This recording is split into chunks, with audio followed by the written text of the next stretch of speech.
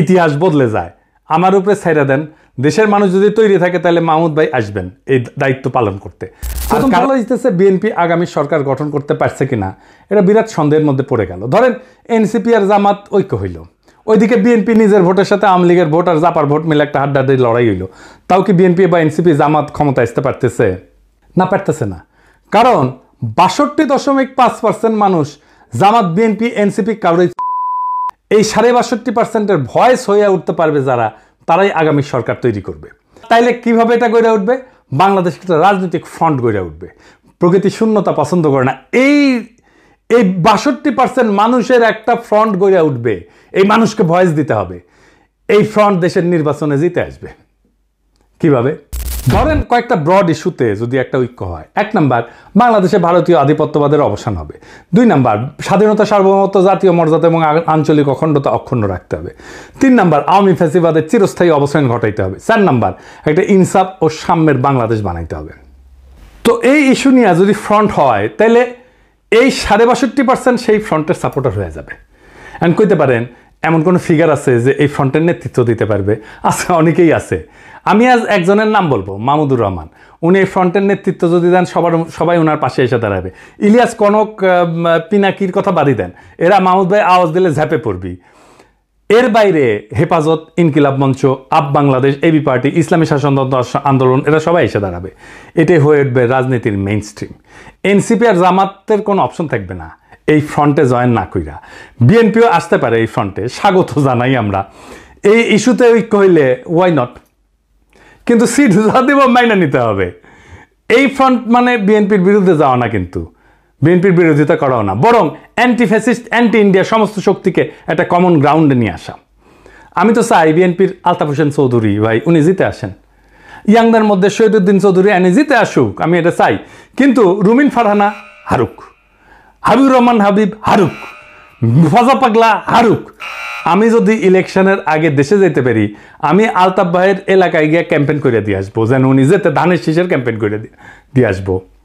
আমার ক্যাম্পেইনের দরকার নাই ওনার জেতার জন্য, উনি এমনি জিতবেন, কিন্তু আমি যাব আমার নিজের মনের শান্তির জন্য যাব, যে আমি আলতাফ ভাইয়ের ইলেকশনে কিছু কাজ করেছিলাম। তো এই যে ফ্রন্ট, এই ফ্রন্টের সুবিধা কি হবে? এই ফ্রন্টে রাজনৈতিক দলের মাতবরি থাকবে না। রাজনৈতিক দলগুলোকে কিন্তু দেশের মানুষ পছন্দ করে না, বিশ্বাসও করে না। সেজন্য রাজনৈতিক দল অ্যান্টি হাসিনা লড়াইয়ের নেতৃত্ব দিতে পারেনি। এটা মাইনে নিতে হবে সবাইকে। এই ফ্রন্ট 2024-এর বিপ্লব যারা করছে, সেই রকম একটা জনগণের ফ্রন্ট হইয়া উঠবে। রাজনৈতিক দল যা খুশি তাই করতে পারবে না।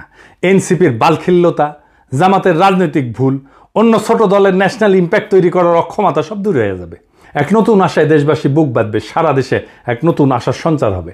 আমরা কলা গাছ যদি দাঁড় করাই দিই, বেশিরভাগ আসনে তারা জিতে আসবে।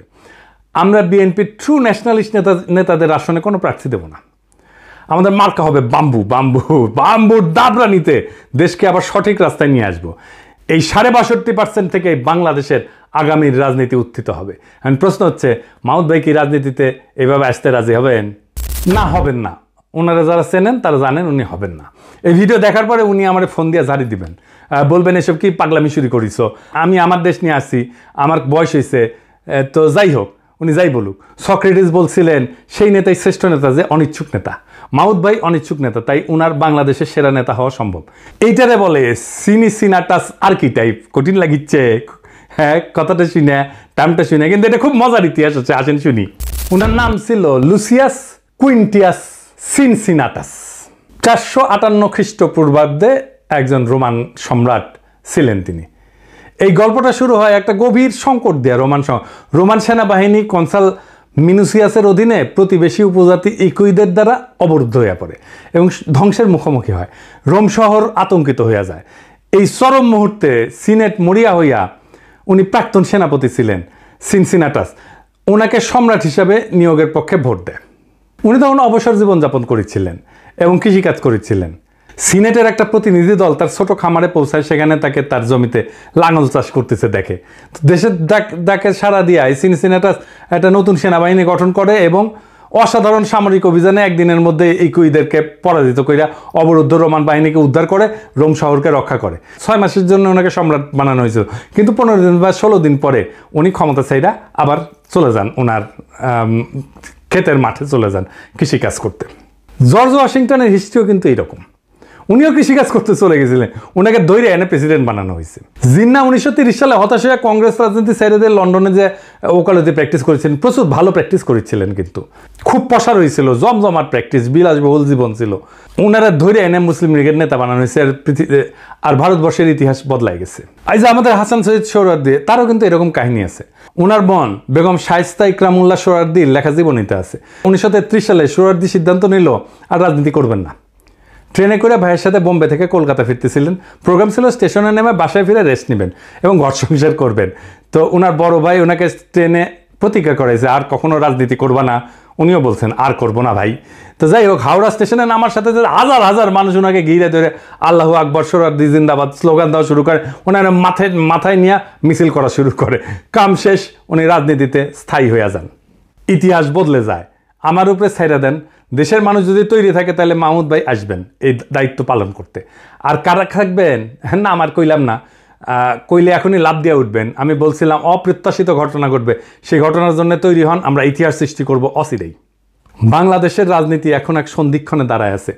৬২% মানুষের নীরবতা, এটাই আসল শক্তি, এটাই আগামী সিদ্ধান্ত গ্রহণকারী হাত। তারা কারো অন্ধ অনুসারী না, বরং তারা খুঁজতেছে এমন একটা প্ল্যাটফর্ম যেখানে থাকবে আত্মমর্যাদা, সার্বভৌমত্ব, ইনসাফ আর সাম্যের নিশ্চয়তা। ইতিহাসে আমরা বারবার দেখছি, যখন জাতি প্রস্তুত তখন নেতার আগমন অনিবার্য হয়ে যায়। সিনসিনাটাসের মতো, জর্জ ওয়াশিংটনের মতো, জিন্নাহর মতো, সোহরাওয়ার্দীর মতো। সেই নেতা হয়তো এখনো মাঠে নাই, কিন্তু মুহূর্তে আসলেই ইতিহাসের পাতা থেকে উঠে আসবেন তিনি। আমাদের করণীয় একটাই, নিজেদের প্রস্তুত করা, মানুষের মনে আশার শিখা জ্বালায় রাখা এবং সেই ৬২% মানুষকে এক কণ্ঠে, এক পতাকার নিচে, এক স্বপ্নে ঐক্যবদ্ধ করা। এটাই হবে বাংলাদেশের নতুন ভোর, নতুন সূর্যোদয়। এটাই হবে সেই মুহূর্ত যখন আমরা ইতিহাসের বইয়ে নিজেদের নাম লিখব, শুধু দর্শক হিসেবে না, বরং সক্রিয় অংশগ্রহণকারী হিসেবে, রাজনৈতিক এজেন্সি হিসাবে, রাজনৈতিক শক্তি হিসাবে। তৈরি হন, সময় আসছে আবারও 2024-এর মতো। ইতিহাস ডাক দিচ্ছে নতুন ইতিহাস লেখার। সেই ইতিহাস আমরা লিখব একসাথে। ইনকিলাব জিন্দাবাদ।